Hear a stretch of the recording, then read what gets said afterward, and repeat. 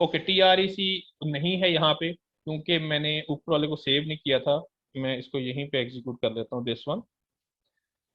और TRREC, अब देखें ये तो वैल्यू आ रही है पॉइंट्स में 4.48.2, लेकिन जो हमारे रैकर्स होते हैं, इंस्टेंसेस होते हैं, वो तो इंटीजर नंबर्स में होते हैं, पॉइंट्स में तो एग्जिस्ट ही नहीं करते। तो अब हमने क्या करना है, इसको इंटीजर में लेके जाना है। तो उसके लिए हम क्या करेंगे, अब नंबर ऑफ टोटल सैम्पलिंग और ड्यूरेशन, वो आप उसके स्टेम जो भी वो आप वेरिएबल लेना चाहते हैं, सब to you, is equal to floor या सील, वो आपकी मर्जी है, जो सा मर्जी आप फंक्शन यूज कर लें। तो मैंने यहाँ पे फ्लोर फंक्शन यूज किया है, तो वो क्या करेगा, इसका जो लोअर है उसको ले लेगा, मतलब 448.2 था तो उसको क्या करेगा, 448 वो वैल्यू यहाँ पे स्टोर कर देगा। तो ये हमारे पास आ गया जी कि कितने इंस्टेंसेस हमने ट्रेनिंग में लेके चलो। अब मैं स्प्लिट करूंगा डाटा, ये तीनों लाइनें आप एक कोड में भी कर सकते थे। फ्लोर 0.9 इंटू नम NUMEL डाटा, ये एक लाइन में भी लिखा जा सकता था, ठीक है, वो आपकी मर्जी है जैसे आप लेकर चलना चाहते हैं। अब मैं डाटा को डिवाइड करना चाह रहा हूँ ट्रेनिंग में और वैलिडेशन। कहाँ से डाटा लेना है, इससे, ये जो मैंने डाटा में रीड किया हुआ इधर से, तो यहाँ पर मैं लिखता हूँ डाटा, डाटा। अब देखें जी, मैंने, अब एक ही रो है ना आपके पास, अब इधर से मैंने वन कॉलन, कितने वो लेने हैं, NTST +1। अच्छा, यहाँ पर ये मैंने कहा जी +1 तक वो क्या करे, सैंपल ट्रेनिंग में ले ले। और जो आपके पास टेस्ट, डेटा टेस्ट है, डेटा टेस्ट जो मैं यूज करूंगा, उसमें मैं कहता हूँ जी कि आपके पास आ जाएगा डाटा NSTST। अच्छा, नॉर्मली हम यहाँ पे +2 करते होते थे अगर मैंने पीछे +1 किया है, लेकिन यहाँ पर मैं +1 ही लिख रहा हूँ। क्यों लिख रहा हूँ, इसकी रीजन नीचे जाके जब मैं इसकी LSTM को ट्रेन करूंगा, वहां पे जाके इसकी मैं वैलिडेट करके इसकी जस्टिफिकेशन दूंगा कि हमने ये क्यों ओवरलैप करवाया। इस ओवरलैप करवाने से होगा क्या, हमारे पास टोटल इंस्टेंस है डाटा सेट में 498, लेकिन जब हम इन ट्रेनिंग और वैलिडेशन को दोनों को जमा करेंगे ना, ये बनेंगे 499। वो जो एक इंस्टेंस बढ़ रहा है, वो क्यों बढ़ाया है, उसकी रीजन क्या है, ये वैलिडेशन में जाके मैं आपको बताऊंगा कि हमने वो एक सैंपल क्यों इंक्रीज किया था। तो जो आपने, अगर यहाँ पर आपने NTST लिखा है तो यहाँ पर NTST ही आएगा, ठीक है। और ये आपने कहाँ तक लेके चलना है जी, अब इससे पहले हम इसका टोटल साइज लिखते थे, अब वो टोटल साइज तो मैंने कहा अपने जनरलाइज कोड लिखना है, तो यहाँ पे लिखे एंड, जितना भी उसका लास्ट लेंथ है वहां तक इसको वो क्या करे, लोड कर दे। तो यहां तक आपने क्या किया, डाटा को लोड कर दिया। अब मैं फिलहाल इस फिगर को कमेंट कर रहा हूँ फिलहाल, क्योंकि हमें इसे भी डिस्प्ले करने की जरूरत नहीं है। मैंने इसको रन किया। अब ये देखें, ये आपके पास टेस्ट डाटा आ गया। टेस्ट डाटा में कितने सैंपल आए हैं, 1 × 50, और जो ट्रेन डाटा है उसमें कितने सैंपल्स आए हैं, 1 × 449। तो 449 + 50 इज 499, लेकिन हमारे पास 498 था, वो जो वन सैंपल मैंने ओवरलैप किया था उस वजह से आया है। जब आप इसको लिखेंगे तो आप कहेंगे टेस्टिंग के लिए आपने 50 यूज किए, but training purpose you use the 448, जब पेपर में लिखना है, क्योंकि उसका सम 498 से बड़ा नहीं होना चाहिए। तो ट्रेनिंग में हम 448 यूज कर रहे हैं, और टेस्टिंग के अंदर हम 50 यूज कर रहे हैं, और बहुत सम करेंगे तो 498 बनेगा। अच्छा, अब देखें जी, अक्सर आप देखते हैं पेपर में क्या किया होता है, नॉर्मलाइजेशन परफॉर्म करते हैं। नॉर्मलाइजेशन क्यों परफॉर्म करते हैं, स्टैंडर्डाइजेशन क्यों परफॉर्म करते हैं। समटाइम क्या होता है, किसी एक दिन में केसेस ज्यादा आ गए, मैं एग्जांपल दूं, किसी दिन कोई एक्सेप्शनल केस था कि 1 लाख पेशेंट आ गए। अब 1 लाख, और किसी में आपके पास 100 आया, 500 आया, 1000 आया, वो जो 1 लाख एक पीक आई है ना, उससे क्या होगा, वो जो 100 या 1500 वाले हैं ना, वो आपको विजुअलाइज ही नहीं होंगे, वो इतने छोटे हो चुके होंगे, बहुत माइनर हो चुके होंगे। तो हम उस डाटा को स्टैंडर्डाइज करते हैं।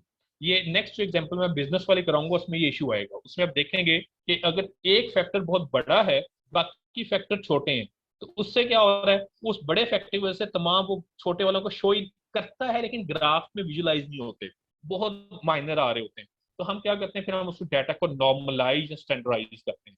नॉर्मलाइज करने का एक और भी पर्पस होता है। समटाइम ये होता है कि अब कोई भी पर्सन एंट्री कर रहा था, गलती से उसने 3000 लिखना था और गलती से उसने 30,000 लिख दिया, एक जीरो एक्स्ट्रा लग गया, अब वो एरर को आ गया। उस एरर को मिटिगेट करने के लिए भी हम स्टैंडर्डाइज या ये नॉर्मलाइज कर रहे होते हैं अपने डाटा को। वो मिटिगेट करता है, रिमूव नहीं करता, तो उसके लिए हम फिर नॉर्मलाइजेशन परफॉर्म करते हैं। तो वो नॉर्मलाइजेशन या स्टैंडर्डाइज डाटा कैसे करना है, अब मैं वो करने लगा हूँ, और फिर इन दोनों को प्रिंट करके आपको विजुलाइज करूंगा। तो नॉर्मलाइज का वर्ड यूज कर लें या स्टैंडर्डाइज का कर लें, और ये आपने, हम जब प्री प्रोसेसिंग करते हैं ना, तो ये एक्चुअली आप प्री प्रोसेसिंग के अंदर ये इक्वेशन देखेंगे। अब मैं जो स्टैंडर्डाइज करना चाह रहा हूँ, ये zero mean with variance, first unit variance के थ्रू मैं इसको करना चाह रहा हूँ। तो अब उसका फॉर्मूला होता है जी x minus mean divided by its standard deviation. ये उसका फॉर्मूला होता है जो आपने अक्सर पेपर में भी देखा होगा कि x minus x bar divided by sigma of x, ये होता है स्टैंडर्डाइज नॉर्मलाइजेशन का। अब इसके लिए हमें दो चीजें चाहिए, एक उसका मीन चाहिए और एक स्टैंडर्ड डेविएशन चाहिए। अब ने यहाँ पर मीन निकालने के लिए मैं कहता हूँ mu, M U mean equal to, mean is a built in function, किसका लेना है, डेटा ट्रेन का। डेटा ट्रेन, हमने डेटा ट्रेन का मीन लिया। ओके, फिर हमने ऐसा क्या लेना है, स्टैंडर्ड डेविएशन लेना है जिसको हम सिग्मा कह रहे होते हैं, तो date is S T D. और हमने यहाँ पर किसका लेना है जी, डेटा ट्रेन। देन अब हमने उसको प्री प्रोसेस करना है, तो डेटा ट्रेन, यहाँ पे मैं खुद उसका नेम एस टी डी लिख रहा हूँ ताकि हमें स्टैंडर्डाइज डाटा, वो मैंने एस टी डी साथ ऐड कर दिया, इजिकल टू, अब देखें क्या था formula, X data, sorry, data train minus mean whole divided by, whole divided के लिए ब्रैकेट यूज करनी है, ठीक है, whole divided by standard deviation या सिग्मा। ये इसको क्या करेगा, स्टैंडर्डाइज करते। अच्छा, मैं इसको, अभी हम स्टैंडर्डाइज किया, मैं इसको प्लॉट करके आपको दोनों चीजें विजुलाइज करवा देता हूँ, वहां से भी मैं कर सकता, लेकिन मैं इसको अभी हम प्लॉट कर लेते हैं, प्लॉट से वो ज्यादा बेहतर हो जाएगा। अब मैं इसको भी फिलहाल अनकमेंट करता हूँ ताकि आप दोनों को विजुलाइज कर सकें कि दोनों से फर्क क्या हुआ है। Uncomment, control C, and this one is control V. और यहाँ पे मैं करता हूँ, sorry, this one is a data. और अच्छा, अब देखिए मैं दो चीजें प्रिंट कर रहा हूँ, एक डेटा ट्रेन और एक डेटा स्टैंडर्डाइज। फिलहाल इसको हम कमेंट ही कर लेते हैं क्योंकि ये टोटल डाटा था ना, कमेंट। और यहाँ पर मैं दो चीजें प्रिंट करना चाह रहा हूँ, एक data train, monthly cases of chicken boxes during training phase, during training phase आ गया। और सिमिलरली हम एक और फिगर कर लेते हैं, control C and control V, और इसको हम कहते हैं स्टैंडर्डाइज्ड, एस टी डी। और monthly cases training after, after standardized, ठीक है जी। तो अब हम इसको प्ले करते हैं। अच्छा, फिगर क्यों है, ये मैं फिर ने फिगर क्यों लिखा है, अगर मैं ये फिगर नहीं ना लिखूंगा ये वाला, तो वो क्या करेगा, प्रीवियस फिगर को ओवरराइड करके प्लॉट कर देगा। तो इसलिए हम जब भी चाहते हैं कि मल्टीपल फिगर प्लॉट करें, प्रीवियस वाली ओवरराइड ना हो, तो उसके लिए हमें फिगर का वर्ड लिखना पड़ेगा, तो वो उसको न्यू विंडो के अंदर अपीयर करेगा। अब हम इसको प्ले करते हैं, रन करते हैं, तो आप देखेंगे यहाँ पर दो डाटा डिस्प्ले होंगे। अब ये देखिएगा, ये है आपके पास एक्चुअल डाटा, ठीक है, और ये है आपके पास आफ्टर स्टैंडर्डाइज जो आपका डाटा है जिसको उसने स्टैंडर्डाइज कर दिया है, तकरीबन वो 3 से लेके, मोस्टली डाटा आपके पास 1 - 1 के बिटवीन है, लेकिन उसको उसने स्केल डाउन कर दिया है। तो ये आपके पास नॉर्मलाइजेशन या स्टैंडर्डाइजेशन था। आप देखें 3000 यहाँ पे थाउजेंड्स का था और यहाँ पे जस्ट 1 का डिफरेंस आया, मतलब वो 3.5 और एवरेज 2 है, अगर तो 2 से 1 का, तो ये आपने इसको क्या किया, स्टैंडर्डाइज किया है डाटा को, ये उसको अपने डिस्प्ले। तो आप वो जब करते होते थे ना, हम कहते थे हमने प्री प्रोसेस किया, तो उसमें आप ये फिगर्स आप ऐड कर दें कि जब हमने डाटा को रीड किया दिस वन, तो आफ्टर नॉर्मलाइजेशन वो आपने इक्वेशन लिखी, और इक्वेशन लिखने के बाद आपने ये रिजल्ट डाल दिया जी, आफ्टर स्टैंडर्डाइजेशन नॉर्मलाइजेशन, और जो भी आप टर्म यूज करना चाह रहे हैं, ये data is like this one. Okay,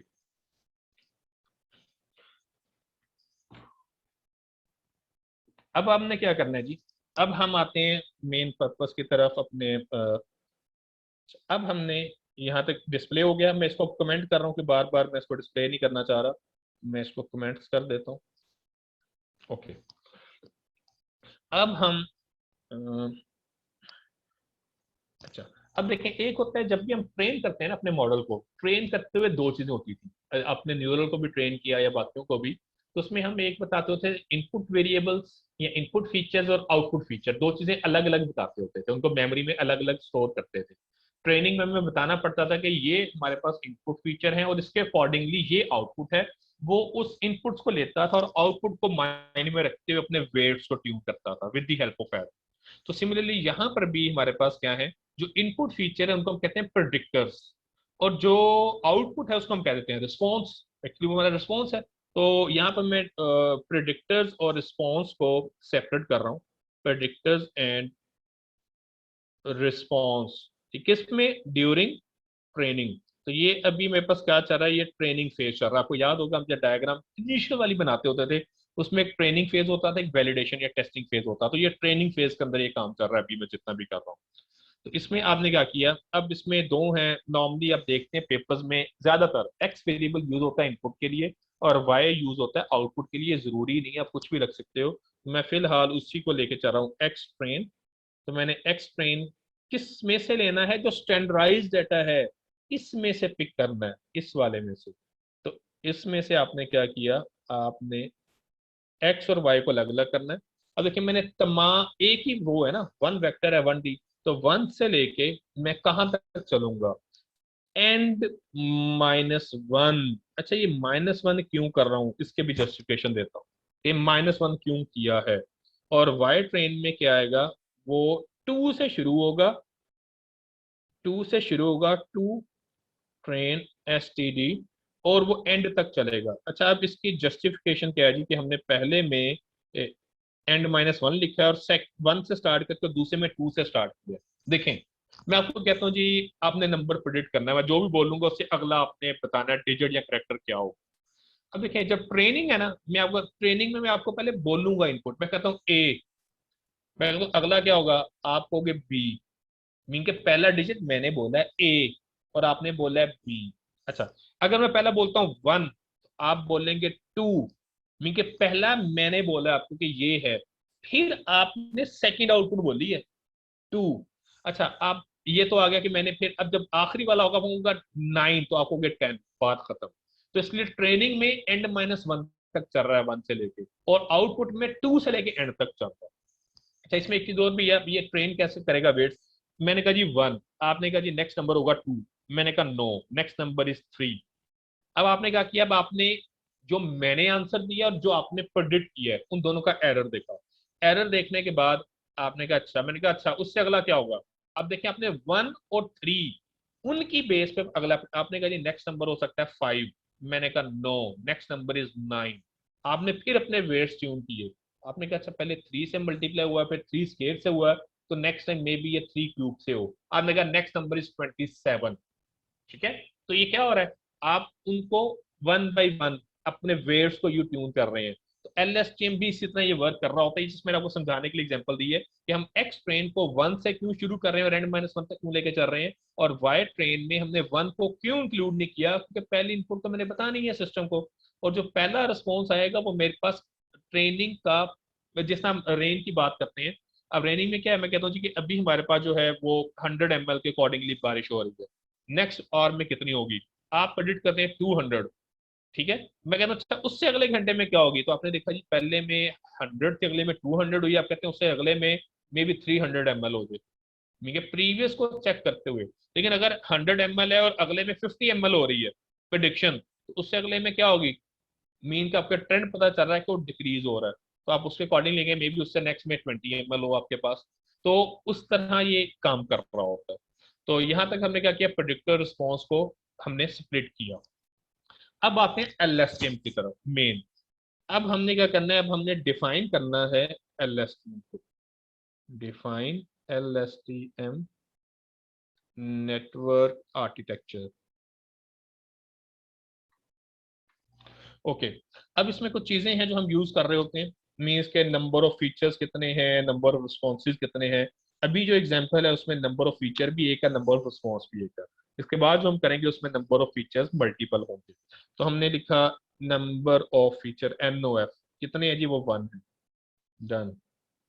number of responses that is also 1, क्योंकि एक ही है। और एक होता है फिर इसमें जब आपने LSTM बनाना होता है इसमें हिडन यूनिट्स बताते हैं, एक्चुअली जो मेमोरी सेल्स होते हैं ना वो कितने आपने हिडन यूनिट्स लेने हैं। तो वो उसमें लिख रहा हूँ नंबर ऑफ हिडन यूनिट्स। वो आपकी मर्जी है, जिस तरह हम न्यूरल नेटवर्क के अंदर लेयर्स लेते थे ना, न्यूरॉन